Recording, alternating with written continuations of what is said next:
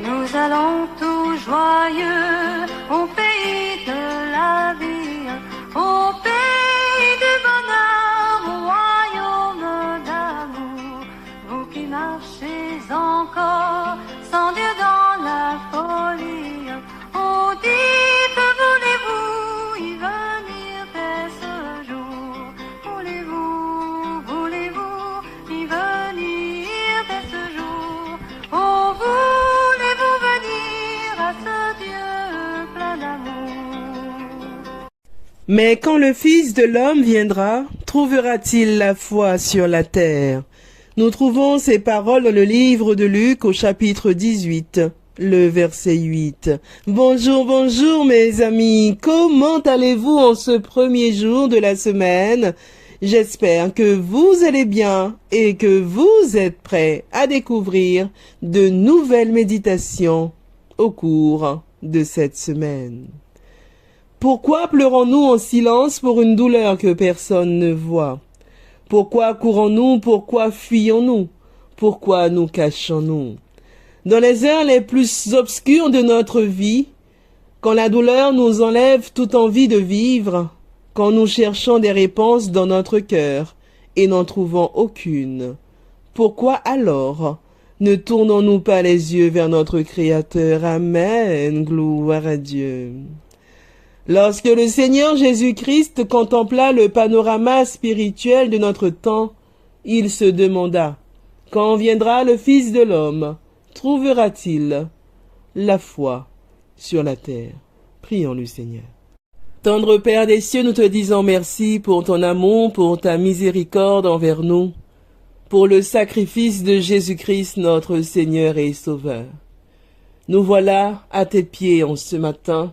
Nous te disons merci de nous avoir fait grâce en nous conservant le souffle de la vie. Nous te demandons pardon, ô Père, car nous avons péché devant ta face. Veuille dans ton amour nous laver, nous purifier dans le sang de l'agneau et nous aider chaque jour à marcher de sanctification en sanctification. Oui, Père, puisses-tu nous y aider. Nous te disons merci pour la méditation de ce matin. Quelle bonne nouvelle, Jésus-Christ revient. Prépare-nous pour ce grand et glorieux retour et aide-nous, quoi qu'il advienne, à te rester fidèle. Merci encore pour toutes ces paroles de vérité. Nous te prions, Père, pour toutes les personnes qui crient à toi, puisses-tu dire un mot. Merci encore pour tout. Je ne t'ai pas prié parce que je suis bonne et digne à tes yeux, mais je t'ai prié dans le précieux nom de Jésus-Christ, ton Fils, qui vit et qui demeure au siècle des siècles. Amen. Mes amis, notre méditation de ce matin a pour titre « Jésus-Christ revient, Amen, Amen, gloire à Dieu ». Notre verset à mémoriser, nous le trouvons dans le livre de l'Apocalypse au chapitre 21, le verset 4 qui nous dit ceci « Il essuiera toute larme de leurs yeux, et la mort ne sera plus, et il n'y aura plus ni deuil, ni cri, ni douleur, car les premières choses ont disparu. » Amen. Ce matin, je vais vous raconter l'histoire de Victor. Nous vivons dans un monde de douleur et de mort. Mais qu'est-ce que la mort pour un chrétien?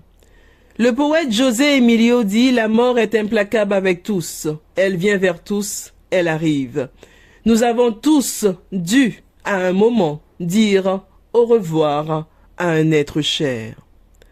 Un jour, au cours du dernier semestre de ses études, Victor a décidé de passer dire au revoir à sa grand-mère qu'il voyait très affaiblie. « Mon petit, lui a-t-elle dit, j'ai fait un rêve sur le retour du Christ. Toi, qui vas être pasteur, dis-moi si Jésus-Christ va revenir. Cela fait 40 ans que j'attends son retour. Dis-moi, mon fils, va-t-il revenir ?» Victor a lu à sa grand-mère les 3 derniers chapitres de l'Apocalypse. Ils ont prié ensemble et Victor a vu la foi de sa grand-mère se renforcer. Amen. Une semaine plus tard, elle fermait les yeux pour se reposer dans cette bienheureuse espérance. Elder était un camarade de Victor de la faculté de théologie. Le dernier été de colportage, il a commencé à ressentir des douleurs dans le dos. Les examens ont confirmé qu'il souffrait d'un cancer du poumon. La nouvelle a secoué la famille et l'entourage de Victor, car il était sur le point de réaliser son rêve d'être pasteur. Mais malgré sa maladie en phase terminale, il a participé à la remise des diplômes. Quelques mois plus tard, Elder s'endormait dans le Seigneur. L'apôtre Paul rappelle, car le Christ est ma vie et la mort m'est un gain. Nous trouvons ces paroles dans l'épître aux Philippiens au chapitre 1, le verset 21. Victor avait prié pour sa grand-mère et pour son ami Elder, demandant à Dieu de prolonger leur vie. Mais Dieu a accompli sa volonté et aujourd'hui, tous les deux se reposent en attendant le retour de Jésus-Christ.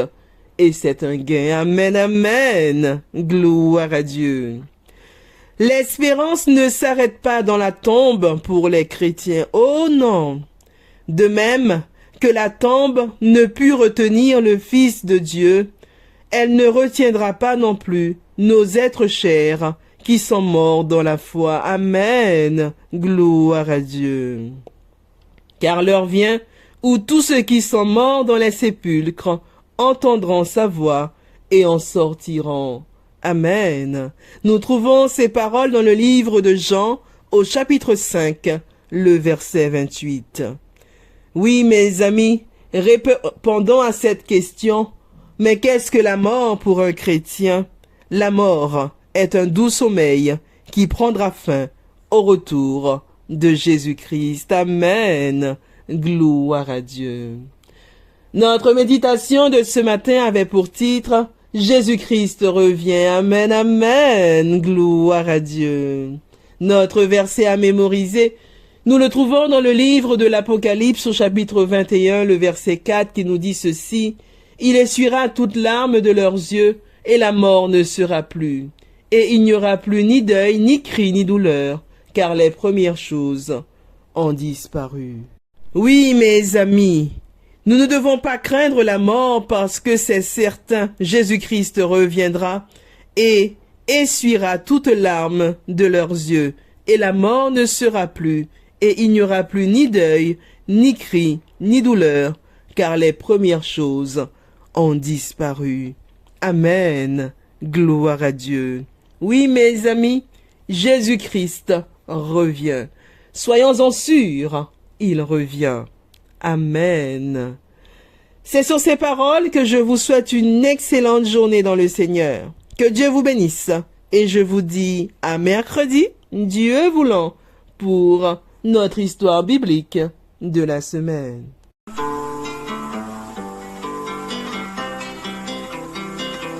Nous allons tout joyeux, on fait